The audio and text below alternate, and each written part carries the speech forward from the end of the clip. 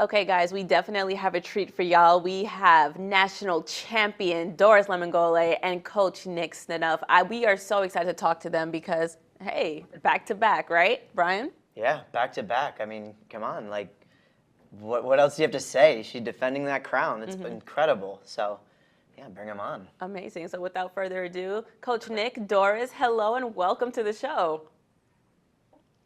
Hi, thanks for having us. Yeah, no, thanks for joining. I think we just get right into it, right?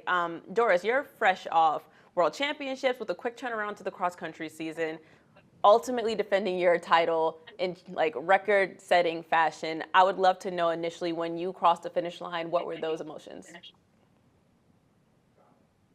Yeah, it was happy nice crossing that finish line after a long preparation.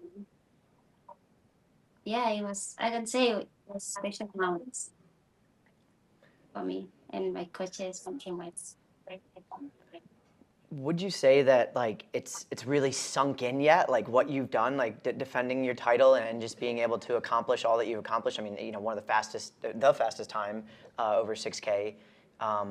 Just walk me through that. Like, has it sunk in? Have you guys talked it over yet? Like, just the accomplishment that you've been able to achieve. I mean, what I know right now is like my teammates are so happy about it. You know, we've been preparing so much for Nick, more so. I can say it's just happy moment and still talking about it and yeah, pretty much. I have a two-parter for you, or more so a question I'd love to hear from both you, Doris, and Coach Nick, just about preparation surrounding the cross-country season. Obviously, we're like, just to kind of expand on my last question, we're coming off of a very special season, very long season. Doris, you was able to represent your country at World Championships, but again, quick turnaround. So how did preparation look this time coming into the cross-country season, and more importantly, nationals, than it did from last year? Yeah, I'll start. This was a new area for Doris to kind of navigate, especially having outdoor track, trials, worlds, and then come back and have cross country. It's a really hard kind of like training environment for us to navigate, but listening to our body and her and I being on the same page is really important. So our communication is very strong, and I think that's what's helped her in her preparation. And I'm always the type of coach that I explain how you should be feeling, what we're doing, and why we're doing it. And so I didn't really leave here with like a lot of like uncertainty on how she was supposed to feel and when we were taking a break and when we were building up and when training was going to kind of pick up and the intensity of it. So I think it had to be clear on my end to her. So she knew the expectations, she knew the plan, and it helped keep her just showing up every day. And one of our things was just check the box, go through the motion, and all we can do is control the day and control our environment. I think that's what we did a really good job on. Yeah. For me, I think after World Championships, it was really a long season for me. I came to Coach Nick and be like, hey, now it's country season and usually for my cross country season I have different trainings and I was like, hey, I haven't trained it yet. And Coach Nick was like, oh, you ready for this thing? And you know, I trusted Coach Nick's plan, and I think that's what it works better for me. It was really a support between me and Coach Nick, and yeah, I'm happy I did it back to back nationals. Incredible.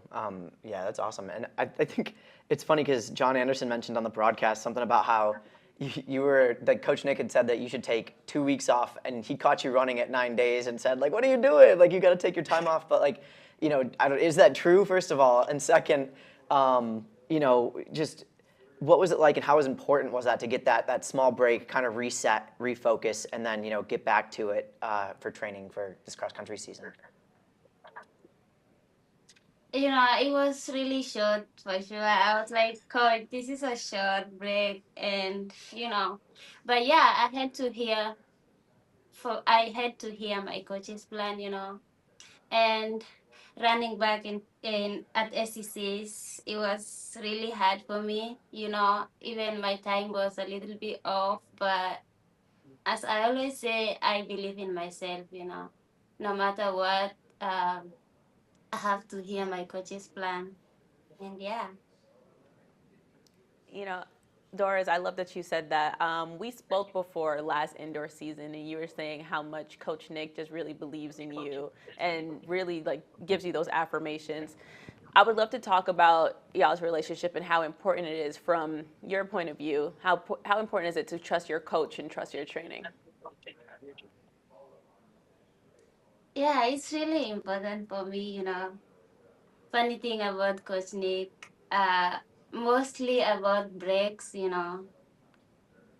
always gives me like 3 days break. I'll be like, Coach, that's a short break, That's not enough. But like in real sense, he knows what he's doing, So it's like I always believe on him. And yeah, my I don't know. Well, I think it's different. You're used to, like, back home. I think the international system doesn't matter what international system you're in. They're used to a different structure. So getting Doris over here right away, I think even her freshman year, it was different training, different environment, and the way that I train isn't necessarily like go full throttle or have workouts that like you're on your hands and knees and on the ground. And I asked Doris this past year like how many workouts, and I think we were like two, that you were really like, Coach, I don't know, like that was like really really hard, like laying on ground. So I had to explain to her there's a difference in the way that we had to prepare this year, stretching out such a long season, as opposed to, okay, you're just getting ready for outdoors, and then after outdoors we take our normal natural big break. Going through and navigating an indoor, an outdoor, a trials, a world championship, and then a cross country season, it had to be more consistent, more steady training, smaller breaks in the middle, and then a longer break after each big championship phase, but not a full long break in what she's used to. It's not going to be like a 4 week or even 3 week for that. It was like, hey, you're going to take 10 or 14 days, and then we have to have easy runs, and there's what I call a transitional phase. And so explaining that to her and say, you're still going to recover even when we have easy runs, we're just not going to have workouts, or you're going to have this amount of time off. And I really had to structure that out, and I'm a type A person, so I made sure it was detailed and planned and gave it to her. And then we check in even when she was overseas, we check in daily. And all of a sudden, next thing you know, she went from 3 days later being like, Coach, I'm really tired, all of a sudden 6 days later being like, okay, I feel fully fresh, my legs are good, and okay, now I see what you mean, Coach. And I was like, okay, there we go. Like, it was just a new navigation for her to kind of feel, and that's where communication was really important. I think, I had to listen to her because she knows her body the best, and so all the feedback she was giving me, I even told her like, oh, hey, it's okay, now we're in this phase, so we can push something back, we can move something up. And I think that's what really helped us work together as she transitioned from each phase of the championship season this year. Oh, so there's a method to the madness. I like it. I love that. Speaking of method to the madness, and I think, and obviously we can talk training all day. I love that. It's super interesting. But like having the confidence going into this race, what was kind of like the game plan between you guys? Like what did you kind of talk about, Doris? Like how did you kind of execute to that plan, or did you execute to the plan, or kind of did you go and do what you need to do? Because like I watched last year's race and this year's race, and because I think at the end you'd said like this year was slightly harder. And it seemed like you made a decisive move in both races. Like you clearly had a plan and intention with how you raced. Can you just talk a little bit through that plan and how you kind of executed and what it was like, going in there doing that, and then proving some of the people that maybe doubted you leading into this incorrect? For me, going to this race, I knew the field it was gonna be competitive, and was really excited to race with those women out there. And my plan was to stay comfortable with the pace, respond when the race gets fast. And finish strong. That was the plan, I don't know. Yeah. You get it. Yeah, I mean, I think Doris and I, as she's gotten stronger, we've had certain workouts that kind of give us an indication on where she's at. And so her and I will talk about that. We'll execute that in some of our workouts. And then it's my job to reassure her and say, hey, okay, remember when we did this? This is how it's going to feel. This is when I want you to make a move. This is how I want you to react. And we kind of go in with an A, B, and C scenario. And Doris and I always have that. And she's such an experienced runner now that I tell her, hey, when you get out there, based on how the race goes, we might have A, B, and C, but then you might have to go to plan D, and that's just go be Doris. Like that's kind of been our motto, is go be Doris. So I'll have A, B, and C, and then I say, you have full control though. You're feeling really good one day, you want to rip it. And she kind of went with plan B, which, she kind of took control of the race and set the tone. I said, watch how these girls go the first 1K or 2K. And then from there, listen to your body. And then I knew based on A, B, or C where I needed to be in the race. And then we had a key phrase and we had key words. So once I saw by 2.5, almost 3K, what move she was making, I went out and got to my checkpoint and I was like, all right, well, hey, now you just got to finish it off. And she executed it really well, and we ended up running plan B, but it worked out perfectly. That was a phenomenal race, and obviously from the viewer's point of view, we can tell when Doris was deciding it's time to be Doris and really make my move. Was there a point in the race, though? I know you guys you went with plan B, but was there a point in the race where you were like, oh, I definitely got this? Yes, the last 1K, I was like, I have to make a move. Whatever is going to happen, I just have to go. So yeah, I trusted myself and just finish it strong. I love that. I love that. Um, Yeah. Obviously you've had a really, really long season. Your experience is just building and building and building. I wanted to touch a little on just the team aspect of things. The women's team finished 16th, the men's team finished 6th. Doris, obviously, you're leading the helm there with the women's program. Obviously, I think there's more in store for probably the women's program too to move up the podium over the years. Just, can you kind of each speak for your perspectives on like what you're trying to build at Alabama, as far as like distance running and just putting Alabama on the map in that aspect? You want me to start? Yeah. So from a team perspective, it was a tough year.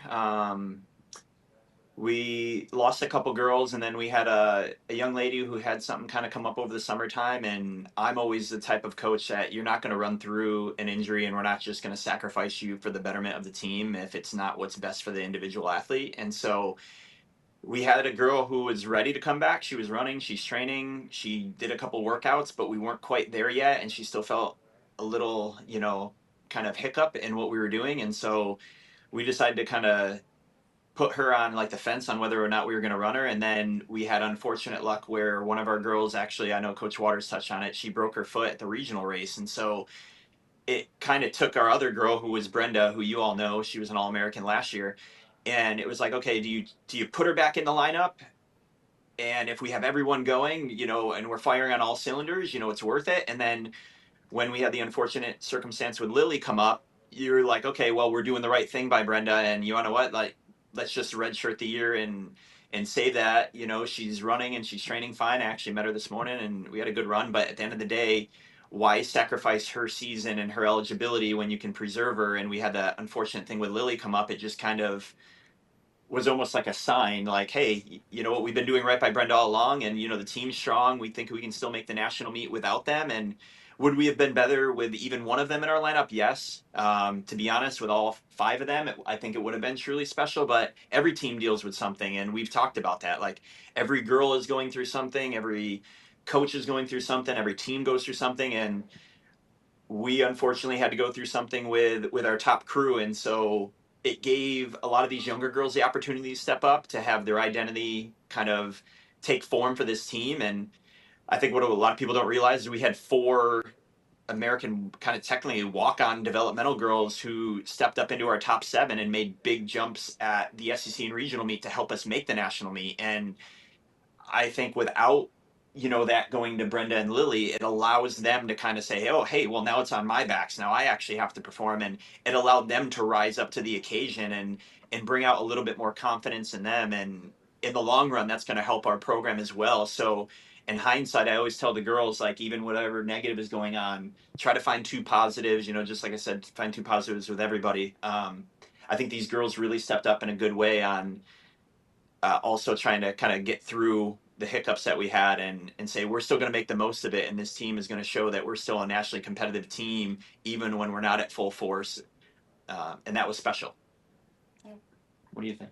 I think for us as teammates, at this point, teamwork really matters. And despite not having a strong team this year, for me, I always show up and make sure uh, I run good and my team score well, you know. And I really love my teammates, they show up, we support each other every day, they make training fun, and, just always believing in ourselves. And I believe next year, coming 2026, I hope we really have a strong team, And yeah, that's the goal. Oh, I love that. Love it, love it, love it. Coach Nick, you were saying something that I think is extremely commendable just in terms of the development of some athletes and you just really prioritizing the betterment of them holistically. I want to know, like, as a coach, you have a ton of athletes that are doing pretty well. How do you balance just like coaching them each individually? Because I know you can't treat every athlete the same because every athlete is so different.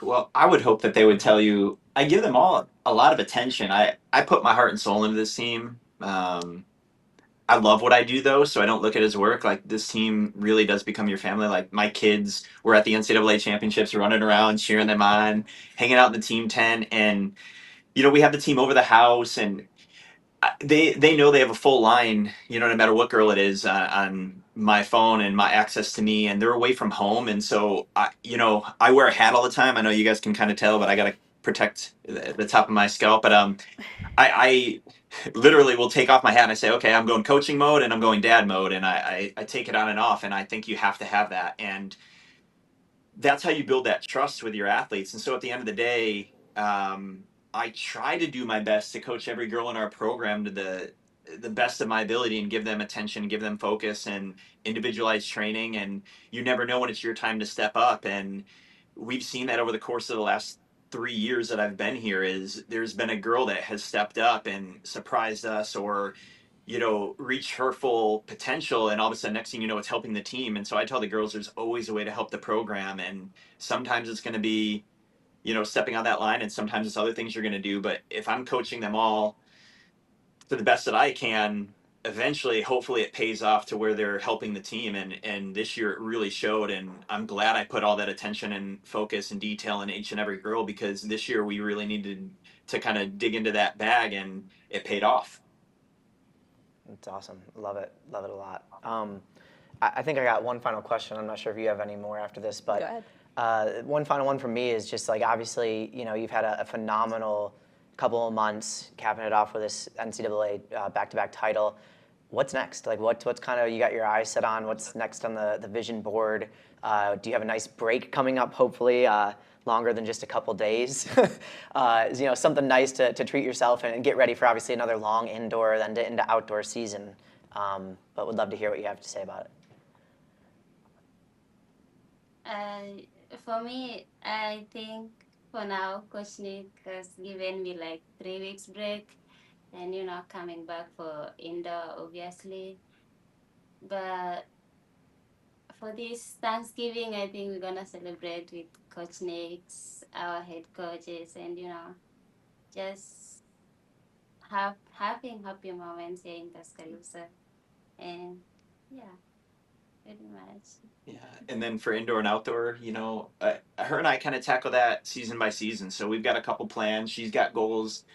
When we came in, we always talk about long-term goals, seasonal goals, and this year we set out some plans, and her and I will reevaluate that now after cross country, and we kind of take it season by season. But her and I have some unfinished business on the track that we would love to tackle, and where and when. I think now she's kind of earned the right that I put her in a separate category from a lot of the other girls. I think sometimes you run in with the NCAA system where you have to chase times and chase events where we can be a little bit more selective. And so what I tell Doris is we're just going to get back to training after her long break. And when she feels ready and we have some of our indicator workouts that show her she's ready, her and I will sit down and circle on the board. Here's what race we're going to tackle and kind of what our next goals are. But her and I have some plans that, certain events and certain distances over the course of the track season. And when those come about, I think it will just kind of happen when her body and training dictates it. It's not going to be, oh, here's exactly what we're doing. No, it's going to be a fluid and